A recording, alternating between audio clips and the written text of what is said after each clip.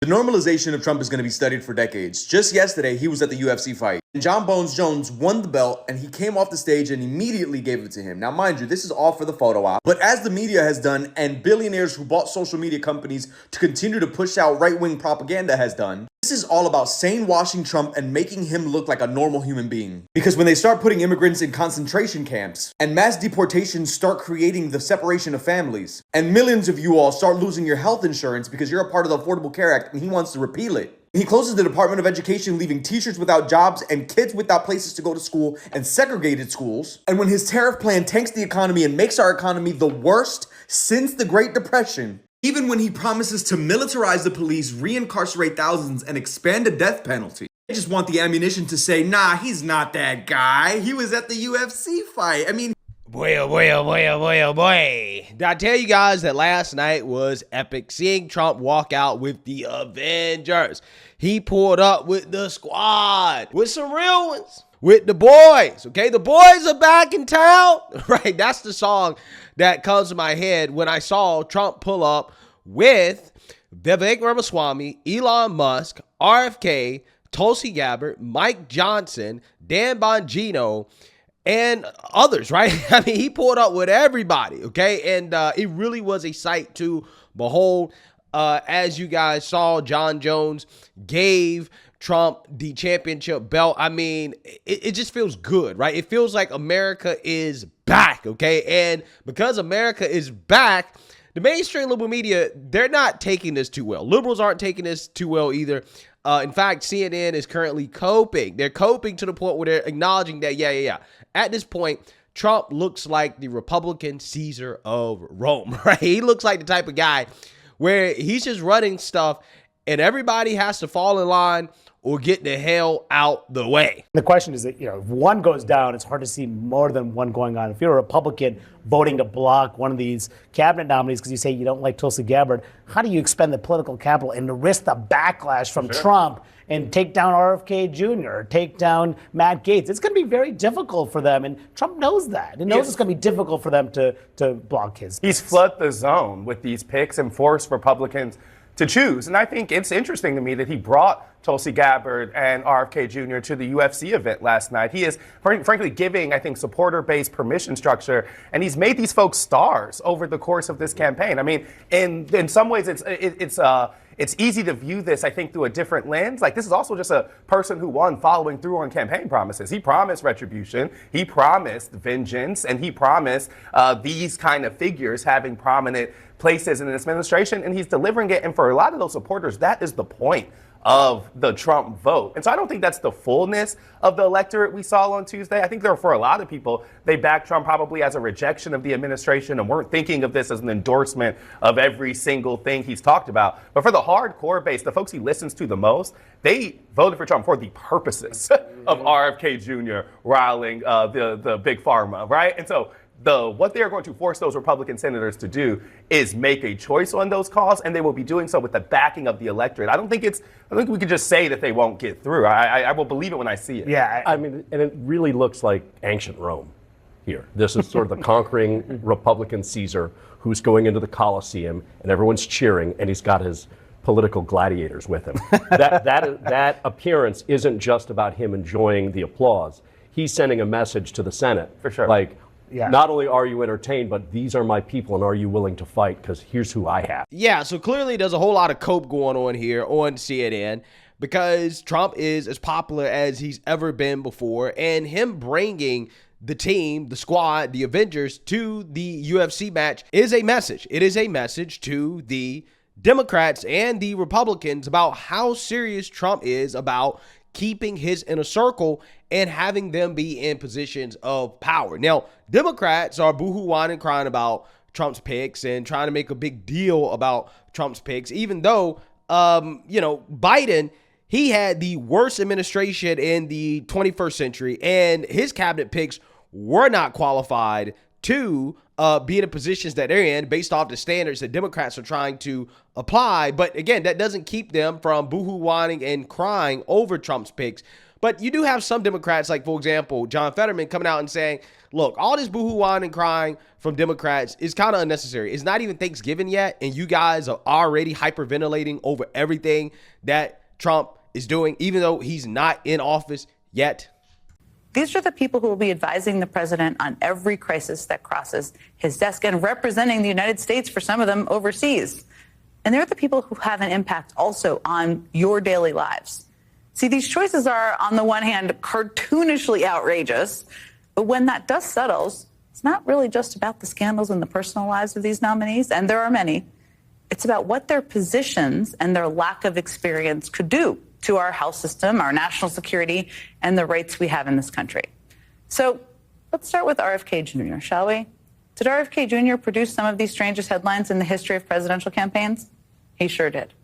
Does RFK Jr. have a strange, is one way of describing it, penchant for carrying dead animals in his car? He sure does. But RFK Jr. is also one of the most dangerous purveyors of inaccurate information about vaccines that our country has ever seen.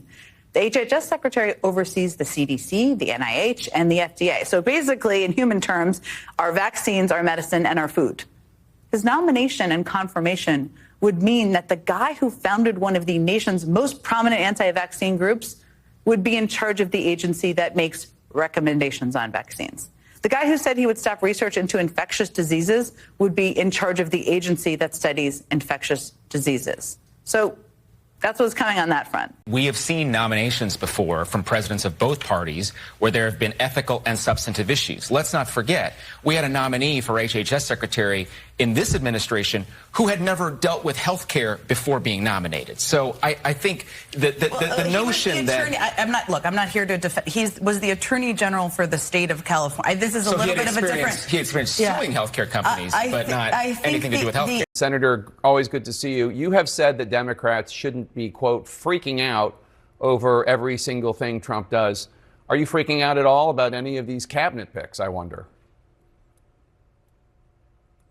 Well, I mean, there's some that I would absolutely be excited to vote for, like my colleague from Florida or the representative from New York, of course. And then there's others that are just absolute trolls, just like Gates and those things.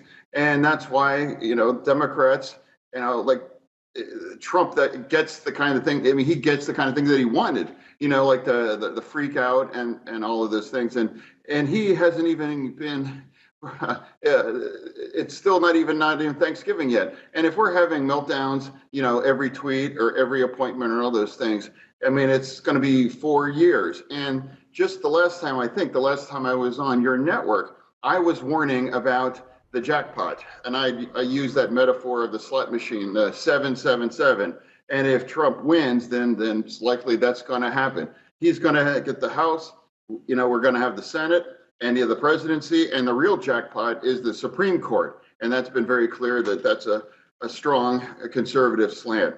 So they can run the table right now. And at least for the next 2 years, those are the things, if you really want to be concerned about that they have the absolute ability to run the table, at least for the next 2 years. And that's what I think we should all be concerned on, not small tweets or, random kinds of appointments. Yeah. So I want you guys to understand, the same people that are currently hyperventilating over, for example, RFK being unqualified, had nothing to say at all about Xavier Becerra, who is the current secretary for the Department of Health and Human Services for the Biden administration, which, again, by the way, is the worst administration of the 21st century. I want to remind people, all the people who are boohoo, whining, and crying about Trump and who he's picking in his cabinet, and again, Trump in his first administration had the most successful administration of the 21st century, probably the last 50, 60, 70 years, to be quite honest with you. These people were silent on this guy, Xavier Becerra, who is not a doctor. He's not a scientist. He has no medical background whatsoever. He's a Democrat politician, an attorney general for California, And that's basically it, right? He has zero of the qualifications that now all of a sudden Democrats say that you need in order to lead the Health and Human Services Department, right? Ain't it funny how that works? Somehow RFK is unqualified, but this guy is qualified, right? What makes him qualified? Well, he was the first Latino to hold the office in the history of the United States of America, which seems to be the only qualification that you need in order to serve in Biden's cabinet. You can be a diversity pick, right? It doesn't matter if you have zero experience whatsoever when it comes to health or medicine or any of these things that Democrats all of a sudden now are requiring from Trump's cabinet picks in order to confirm them. Again, you see how this works, right? Rules for thee, but not for Democrats, right? Not for Democrats, okay? Democrats never have to live up to their own standards. But again, it's not really Democrats who we have to worry about. We have to worry about the Republicans, right? It is the Republicans that we should be concerned about because they're the ones that likely are going to determine whether or not Trump's picks can get confirmed. And the key player here that we need to pay attention to is Speaker of the House, Mike Johnson. And this is why it was super interesting that Speaker Johnson decided to show up to the UFC match with Trump and the Avengers, because as Speaker of the House, he has the power to basically override John Thune if he decides that he doesn't want to play ball. Now, up until now, John Thune has said that, hey, yeah, we are on board with recess appointments, like that's on the table if we can't get it done with some of the Republicans in the Senate. But just in case John Thune turns into a turncoat, which he is, I think that he low-key is, to be honest with you. But, just in case he decides not to play ball, Speaker Johnson has the power to essentially force the House into recess. And at that point, President Trump would have the ability to force the Senate into recess, in which he would then be able to get his cabinet picks into their positions. And it seems like Mike Johnson is on board with this plan. At the very least, he's not ruling it out. Take a look. The reason that Matt Gaetz is such an exciting pick to so many people is because he will go in and reform the Department of Justice. It desperately needs it. Look, he and I sat on the Judiciary Committee together for almost 7 years before I became Speaker of the House. And we heard the evidence. We saw the evidence of lawfare. We saw how the Department of Justice had been used for political purposes, how they targeted Catholics in some examples and parents at school boards and pro-life Americans. This is not what our system of justice was built to do, and Matt Gaetz will go in there and shake it up. And I think most of the American people understand that's an important function. Would you take steps to put things into recess so those appointments could happen? Listen, I believe in the principle of a new president being able to choose his team, and that used to not be a controversial notion. We're in a time of very divided government and a very partisan atmosphere in Washington. I wish it were not. I wish the Senate would simply do its job of advice and consent and allow the president to put the persons in his cabinet of his choosing. But if this thing bogs down, it would be a great detriment to the country, to the American people. Remember, they just delivered a mandate to the president, an overwhelming popular vote victory and of course, electoral college victory.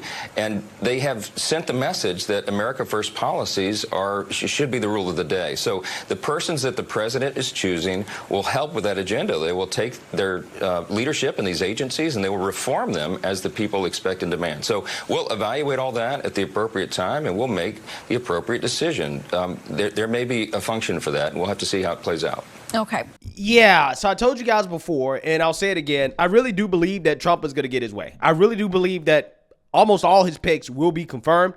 I think the most controversial pick will be Matt Gaetz, okay, as Attorney General. But ultimately, I think he's going to get through. And the reason why is because I don't think that Trump is going to back down from Matt Gaetz being in charge of the DOJ, because we know that Matt Gaetz would wreak havoc at the DOJ. Okay, he would flip it upside down. And that's exactly what we need in this country. And also on top of that, Mike Johnson seems to be on board with this plan as well, too, right? Like, I don't see Mike Johnson deviating from doing whatever he can in order to help Trump's picks get into their positions of power, okay? And one of the reasons why I say that is because a lot of people are saying that, well, Matt Gaetz should not be confirmed as the attorney general of the DOJ because of the allegations against him. Okay. And here's the thing. There is no credibility to those allegations. The DOJ investigated Matt Gaetz over these allegations that were made by basically three uncredible people. The main person being Joel Greenberg, who is literally known for making up allegations against people, right? Like accusing people of wild things that he himself was doing, okay? And he actually got convicted of this, and he tried to extort Matt Gaetz and a bunch of other Florida politicians and officials in order to reduce his prison sentence, right? That is like the gist of where these allegations come from. And again, these allegations are so wild, and his testimony is so not credible, along with the two women who also were allegedly involved, that the DOJ said, you know what? We're going to close this case, right? We're not going to mess with this because, again, they don't have anything, right? And we know that the DOJ is willing to bend any rule, any legal standard that they can in order to go after their political opponents. But again, the case against Matt Gaetz was so not credible that they said, hey, you know what? We're done with this, right? So now the House Ethics Committee decided to pick up where the DOJ left off. And just remember, right, in this so-called ethics report that probably will end up coming out, Mike Johnson's trying to stop it from coming out. But just remember, the people behind this report aren't necessarily ethical themselves. Take a look. Congressman Gaetz offered to take us on a tour. So one of the committees where people have a lot of information is the Appropriations Committee, because they can view almost any vector of government funding. And so, this is Mr. Rutherford's office. He's on the Ethics Committee and the Appropriations Committee. 152 stock trades. Stocks go through the roof. And, actually bought Raytheon stock the day that Russia invaded Ukraine. Yeah, that's a big one. Yeah, imagine if every American could make money off of war. Yeah, setting aside the whole shame and ethics questions. How many more on our hit list here? There are a few more. I wish there were fewer on the hit list. I wish we could only stop at one or two offices, but as it turns out, energy is a sector that sees a lot of congressional stock trading. Sure. And we have members who are on the Energy Subcommittee of Appropriations, like Michael Guest, chairman of the Ethics Committee, and he's traded somewhere between tens and hundreds of thousands of dollars in energy stocks. He's been buying online gaming stocks and just making a killing on them. So you would think that the people that were on the Ethics Committee would be your best allies in this fight, but indeed they're some of the most prolific traders. And not only trading, but in the case of Mr. Guest, trading in an area where he has access to energy information more so than almost any other American. And no indication that he wants to maybe slow down, pump the brakes, recognize that there might be some appearance of impropriety here? It seems as though the pace is only accelerating. All right. Yeah. So again, this is why I always find these allegations that, such and such and such is unethical and they have character problems and all this other. This is why I always find this stuff to be funny coming from the people that are making these allegations, because it typically means that they are projecting that them themselves are actually the unethical people, right? And Matt Gaetz actually has a history of fighting against the corrupt financial incentives that a lot of these Congress members take advantage of via insider trading, right? He has a history of fighting against unethical behavior in Congress, but yet all these people are trying to point the finger at him and say, he's the unethical one, when they're the ones that are actually the unethical people, right? They're the most corrupt individuals in Congress. So just remember, when this ethics report comes out, the DOJ already said, yeah, this is so uncredible that we're not going to pursue charges. Like, we're just going to drop this all together, okay? And the people that came out with this report are not ethical themselves, okay? Just remember that, okay? So this is why I think that ultimately a vast majority, if not all of Trump's picks, will ultimately end up in their positions.